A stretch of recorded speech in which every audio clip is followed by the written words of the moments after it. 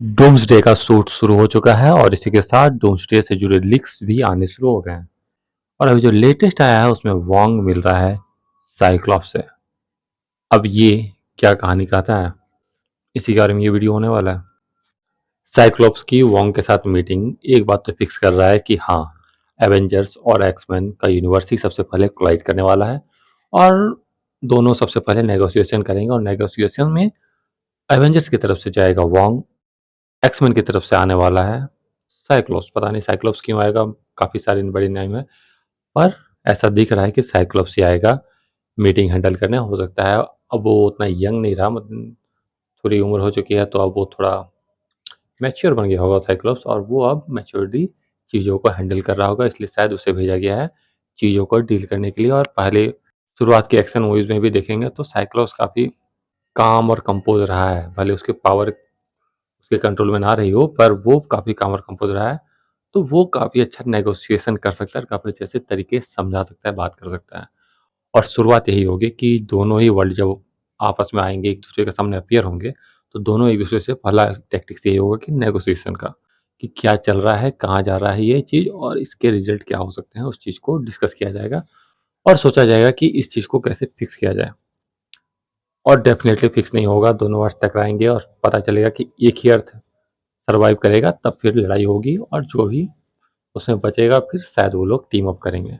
तो पहले तो उस negotiation, then battle and then दोनों में भी दोनों मिलके काम करना चाहेंगे। एवेंजर्स एक्समैन दोनों मिलके बैटल करेंगे और शुरुआत में दोनों ही एक दूसरे से कोलाइड करेंगे डूम के आने से पहले। और डूम कुछ ना कुछ तो प्रॉब्लम खड़ी करेगा और कुछ ना कुछ तो करेगा कि वो दोनों वर्ल्ड जो कोलाइड करेंगे उसमें डूम का कुछ ना कुछ तो रोल रहेगा। बस यही समझ नहीं आ रहा है कि डूम का रोल क्या रहेगा।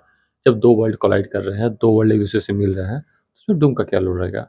और बात है वॉन्ग की, जब वॉन्ग क्यों मिला एवेंजर्स की तरफ से, तो हो सकता है डॉक्टर स्ट्रेंज सच में ना हो इस फिल्म में और वॉन्ग ही सारा नेगोशिएशन डील कर रहा हो, क्योंकि वही है अभी कमरताज का हेड। और हमने देखा है जब डॉक्टर स्ट्रेंज नहीं रहता है तो वॉन्ग ही चीज़ें हैंडल करता है और अभी अर्थ के माइटीएस्ट हीरो में उसको गिन सकते हैं। तो हो सकता है कि वॉन्ग ही नेगोशिएशन डील करे एक्समैन के साथ और सबसे बेस्ट मैन भी वही है अभी अर्थ में कि वो चीज़ों को नेगोशिएट करें।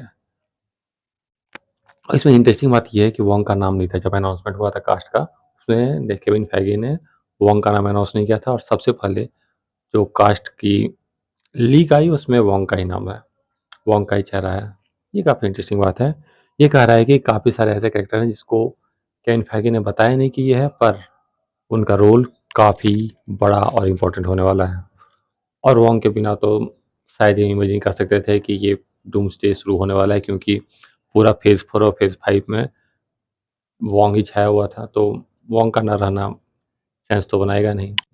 कुछ मीटिंग होगी, चीज़ें फिगर आउट करने की कोशिश होगी और वॉन्ग अपनी कमरताज की सारी टीम के साथ चीज़ों को फिगर आउट करना चाहेगा और चीज़ें बिगड़ेगी। दूसरी जो सेट फ़ोटो थी उसमें वही सीन था कि इनकर्जन हो रहा है और इनकर्जन वाले ही सेट फ़ोटोज़ के लीक्स थे।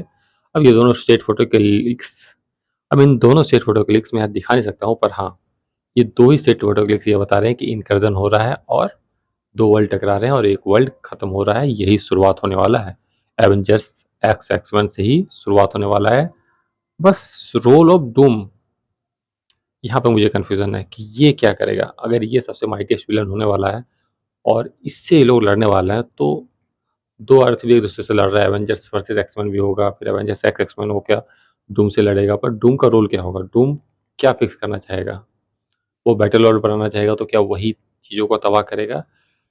थोड़ी ये चीज़ें कॉम्प्लिकेटेड हो रही है मेरे लिए, पर हाँ, आई डोंट नो ये कैसे हैंडल होगा और ये चीज़ें कैसे वर्क करेगी डूम। क्योंकि अगर आप देखो इन्फिनिटी वॉर में तो थानोस के पॉइंट ऑफ व्यू से ही पूरी फ़िल्म चलती है और पॉसिबल है कि डूम के पॉइंट ऑफ व्यू से ही पूरी फ़िल्म चले, क्योंकि नाम ही डूम्सडे है।